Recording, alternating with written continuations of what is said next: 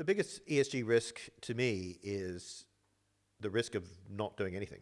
The risk of organizations simply ignoring the risk, not focusing on it, pushing it off into the distance, kicking the can down the hill, and not tackling some of the challenges that are systemic within ESG. So the biggest risk is the risk of doing nothing. The second biggest risk is doing something, but simply not setting targets that are achievable and are not taking along the employees and their stakeholders along on that journey. In order to be an effective ESG strategy, you need to get people aligned. You need to have people agree to a common cause. You need to articulate that, communicate it, make sure people are aligned, and you need to incentivize them to achieve those objectives.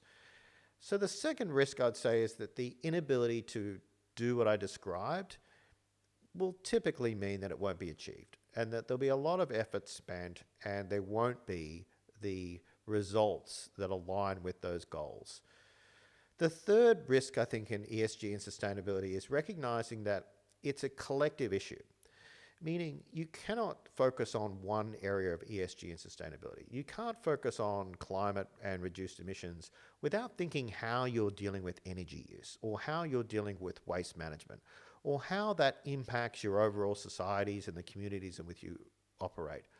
All of the ESG areas are interrelated and they're all interconnected. So an organization that focuses on one area in the absence of all of the other areas of ESG is kind of missing the point of ESG. So there are the three risks that I think if I was an organization, I would focus on those three.